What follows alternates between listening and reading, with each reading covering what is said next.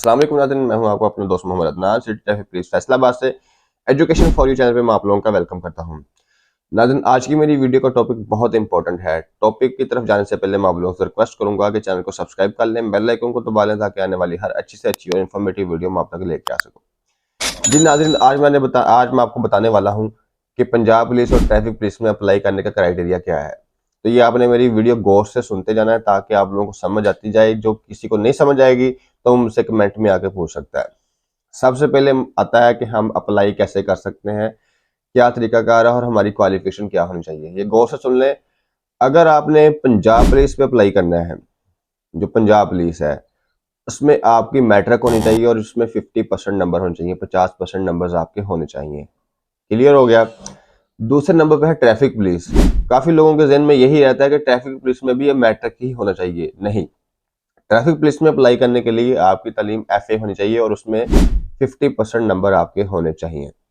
ठीक हो गया। ये क्लियर हो गया कि आपकी जो तालीम है वो ट्रैफिक के लिए FA चाहिए और पंजाब पुलिस में अप्लाई करने के लिए मैट्रिक चाहिए। अब आते हैं एज की तरफ। दूसरा प्रोसेस एज है कि आप एज क्या है और आप अप्लाई कर सकते हैं कि नहीं कर सकते हैं। ये बहुत इंपॉर्टेंट पॉइंट है। देखें, ट्रैफिक पुलिस और पंजाब पुलिस में अप्लाई करने के लिए आपकी एज 18 से 22 साल तक है। अगर आपकी जो 18 से 22 साल के अंदर अंदर है तो फिर आप अप्लाई कर सकते हैं, अदरवाइज आप अप्लाई नहीं कर सकते। लेकिन इंपॉर्टेंट बात इसमें यह है कि जो लेडीज हैं, जो फीमेल्स हैं, वो 25 साल की एज तक अप्लाई कर सकती हैं। उनको ये रिलैक्सेशन दी गई है गवर्नमेंट की तरफ से। ठीक हो गया। जेंट्स जो मेल हैं वो 18 से 22 साल तक और जो लेडीज हैं वो 18 से 25 साल तक इसमें अप्लाई कर सकती हैं। ये बात ज़हन कर लें। उसके बाद इसमें भर्ती हैं ड्राइवर्स की। ड्राइवर्स के लिए मैट्रिक ज़रूरी है। उसके बाद उनका LTV लाइसेंस भी ज़रूरी है और उनकी जो एज है वो 21 से 30 साल तक उन्होंने इसको दी है कि 21 से 30 साल तक वो इसमें अप्लाई कर सकते हैं। ठीक हो गया। ये वो चीज़ें थी जो आपको पता है कि मेरे नंबर्स कितने हैं और मेरी एज कितनी है, फिर आप जाके उस पर अप्लाई करें। अच्छा, अप्लाई करने के बाद आपको अब डॉक्यूमेंटेशन की क्या क्या जरूरत है। अगर तो आप पंजाब पुलिस में मैट्रिक बेस पे अप्लाई कर रहे हैं, फिर आपके पास मैट्रिक की सनद होनी चाहिए, डोमिसाइल होना चाहिए। अगर डोमिसाइल नहीं है तो उसकी जगह पर आप कैरेक्टर सर्टिफिकेट का इस्तेमाल कर सकते हैं। ठीक हो गया। उसके बाद आपके पास आपका असल ओरिजिनल आइडेंटिटी कार्ड होना चाहिए जो बना हुआ हो।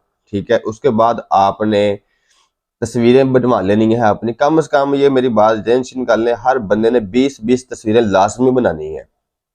ठीक हो गया। तो 20-20 तस्वीरें बनाने के बाद ये मैं आपको एक स्क्रीन पे चार्ट दिखाता हूँ।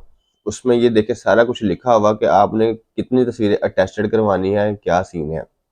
और 8 तस्वीरें उसमें से आपने एक शॉपर में जो पैकेट होता है, जो खाकी पैकेट होता है, जो मतलब खत टाइप होता है, उसमें डाल के आपने उसको स्टेपल करना है आपके फॉर्म्स के साथ, वो लहदा है। ठीक हो गया। फिर ये मैं आपको स्क्रीन पर ये फॉर्म दिखाता हूँ। ये फॉर्म आपने फिलअप करना है।